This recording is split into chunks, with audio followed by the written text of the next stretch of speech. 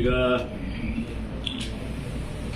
ಮಿತ್ರರನ್ನು ಇನ್ನೊಮ್ಮೆ ಸ್ವಾಗತಿಸ್ತಾ ಪತ್ರಿಕಾಗೋಷ್ಠಿಯಲ್ಲಿ ನಮ್ಮ ಜೊತೆ ಜಿಲ್ಲಾ ಸಂಚಾಲಕರಾಗಿರ್ತಕ್ಕಂಥ ಸಿದ್ದು ರಾಯಣ್ಣವರು, ಜಿಲ್ಲಾ ಸಂಘಟನಾ ಸಂಚಾಲಕರು ಮತ್ತು ದಲಿತ ವಿದ್ಯಾರ್ಥಿ ಒಕ್ಕೂಟ ಜಿಲ್ಲಾ ಸಂಚಾಲಕರಾಗಿರ್ತಕ್ಕಂಥ ವೈಸಿ ಮಯೂರ್ ಅವರು ಮತ್ತು ಜಿಲ್ಲಾ ಮುಖಂಡರಾಗಿರ್ತಕ್ಕಂಥ ರಮೇಶ್ ಧರ್ಣಕರ್ ಅವರು, ದಲಿತ ಸಂಘರ್ಷ ಸಮಿತಿ ಮಾರ್ಗದರ್ಶಕರು ಮತ್ತು ಸಾಹಿತಿಗಳಾಗಿರ್ತಕ್ಕಂಥ SP ಸೋಳದವರು ಮತ್ತು ತಾಲೂಕಾ ಸಮಿತಿ ಸಂಚಾಲಕರುಗಳಾದಂಥ ವಿಜಯಪುರ್ಲಿ ವಿಜಯ ಕಾಂಬಳೆ ಅವರು, ಇಂಡಿ ತಾಲೂಕಿನ ಸಂಚಾಲಕರು ರಮೇಶ್ ನಿಂಬಾಳ್ ಅವರು ಗೋಷ್ಠಿಯಲ್ಲಿ ನಮ್ಮ ಜೊತೆ ಇವತ್ತು ಹಾಜರಿದ್ದಾರೆ.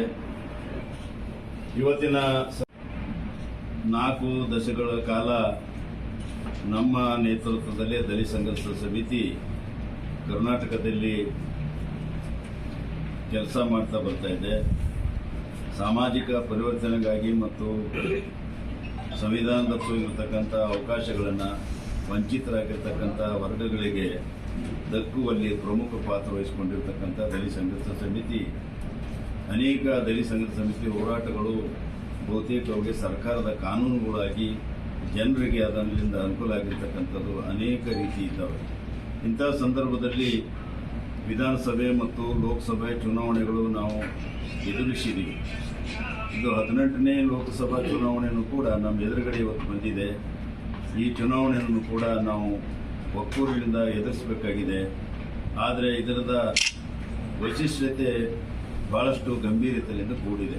ಈ ಚುನಾವಣೆಯಲ್ಲಿ ಬಹುತೇಕವಾಗಿ ಕೋಮುವಾದಿ ಮತ್ತು ಸಮತಾವಾದಿಯ ಮಧ್ಯದಲ್ಲಿ ನಡೀತಕ್ಕಂಥ ಈ ಚುನಾವಣೆ ಸಂವಿಧಾನ ಮತ್ತು ಪ್ರಜಾಪ್ರಭುತ್ವ ಉಳಿವಿಗಾಗಿ ಮತ್ತು ಬಡವರ ಚಿಂತನೆಗಾಗಿ ನಡೆಸ್ತಕ್ಕಂಥ ಇನ್ನೊಂದು ಕಡೆ ಸಂವಿಧಾನವನ್ನು ಬದಲಾಯಿಸಿ ಪ್ರಜಾಪ್ರಭುತ್ವವನ್ನು ಕೊನೆಗಾಣಿಸಿ ಅಧ್ಯಕ್ಷೀಯ ಸರ್ಕಾರದ ಸಮೀಪ ಸರ್ವಾಧಿಕಾರ ಕಡೆ ಎಳ್ಕೊಂಡು ಹೋಗ್ತಕ್ಕಂಥ ಎಲ್ಲ ಸೂಚನೆಗಳು ಇವತ್ತು BJP ಸರ್ಕಾರ ಕಳೆದ 2014ರಲ್ಲಿ ಅಧಿಕಾರಕ್ಕೆ ಬಂದಿರತಕ್ಕಂಥ BJP ಸರ್ಕಾರ ಕೇಂದ್ರದಲ್ಲಿ ಇದು ಎಲ್ಲ ಆಕ್ಟಿವಿಟೀಸನ್ನು ಮಾಡ್ತಾ ಬರ್ತಾ ಇದೆ.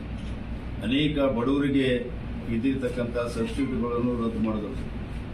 ಮತ್ತು ನಿಜವಾಗಿ ಏನಂತಂದರೆ ಶಿಕ್ಷಣದಿಂದ ವಂಚಿತ ಆಗಿರ್ತಕ್ಕಂಥವರಿಗೆ ವಿಶೇಷ ಸವಲತ್ತುಗಳು, ಸ್ಕಾಲರ್ಶಿಪ್ಪು ಇತ್ಯಾದಿ ಕೊಟ್ಟಿರ್ತಕ್ಕಂಥ ಎಲ್ಲವೂ ಕೂಡ 5.5 ಲಕ್ಷ ಜನ ವಿದ್ಯಾರ್ಥಿಗಳಿಗೆ ಸ್ಕಾಲರ್ಶಿಪ್ ವಂಚಿತರನ್ನಾಗಿ ಮಾಡಿದ್ರು.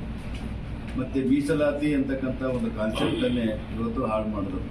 ಸಂವಿಧಾನದ ಮೂಲ ಆಶಯ ಇರತಕ್ಕಂಥದ್ದು ಸಾಮಾಜಿಕವಾಗಿ ತುಳಿತಕ್ಕೆ ಒಳಗಾಗಿರ್ತಕ್ಕಂಥ, ಅನ್ಯಾಯಕ್ಕೆ ಒಳಗಾಗಿರ್ತಕ್ಕಂಥ ಮತ್ತು ಜಾತಿ ಕಾರಣಕ್ಕಾಗಿ ತುಳಿತಕ್ಕೆ ಒಳಗಾಗಿರ್ತಕ್ಕಂಥವ್ರಿಗೆ ಮೀಸಲಾತಿ ಇತ್ತು. ಆದರೆ ಇವತ್ತು ಮೀಸಲಾತಿ ಕಾನ್ಸೆಪ್ಟನ್ನು ಕೂಡ ಇವತ್ತು ಲಘುತ್ವವನ್ನು ತಗೊಂಡ್ಬಂದರು. ಮತ್ತು ರಾಜಕಾರಣದಲ್ಲಿ ಪ್ರಜಾಪ್ರಭುತ್ವ ವ್ಯವಸ್ಥೆಯಲ್ಲಿ ಎಲೆಕ್ಟೆಡ್ ಬಾಡಿಗಳು ಅಧಿಕಾರ ನಡೆಸ್ತಾ ಇದ್ರು ಮ್ಯಾಂಡೇಟರಿ. ಆದರೆ ಇವತ್ತು BJP ಕೂಡ ಉದಾಹರಣೆ ಕರ್ನಾಟಕದಲ್ಲಿ ತಗೊಂಡ್ರು ಕೂಡ ಮುಂಬಾಗಿಲಿಂದ ಬಂದು ಅಧಿಕಾರ ನಡೆಸಲಿಲ್ಲ. ಹಿಂಬಾಗಿಲಿಂದ ಬಂದು 17-18 ಜನರು ಅಪಾರಿಸ್ಕೊಂಡು ಹೋಗಿ ಆಮೇಲೆ ಸರ್ಕಾರವನ್ನು ರಚಿಸಿ ರಾಜಕೀಯ ಕ್ಷೇತ್ರದಲ್ಲಿ ಕೂಡ ಒಂದು ಅಪೀತರನ್ನು ಗೊಳಿಸಿದ್ದಾರೆ. ಮತ್ತು ರಾಷ್ಟ್ರ ಮಟ್ಟದಲ್ಲಿ ಇರತಕ್ಕಂಥ ಲಕ್ಷಾಂತರ ಜನ ದುಡಿತಕ್ಕಂಥ ಸಾರ್ವತ್ರಿಕವಾಗಿರ್ತಕ್ಕಂಥ ಫ್ಯಾಕ್ಟ್ರಿಗಳು, ಕೈಗಾರಿಕೆಗಳು ಇವತ್ತು ಎಲ್ಲವೂ ಕೂಡ ಖಾಸಗೀಕರಣ ಕಡೆ ಒಂದು ಮುಖ ಮಾಡಿಸಿ ಎಲ್ಲ ಲಕ್ಷಾಂತರ ಇವತ್ತು ಕಾರ್ಮಿಕರನ್ನು ಇವತ್ತು ಬೀದಿ ಪಾಲು ಮಾಡ್ತಕ್ಕಂಥ ಸ್ಥಿತಿ ಇವತ್ತು ನಿರ್ಮಾಣ ಆಗಿದೆ.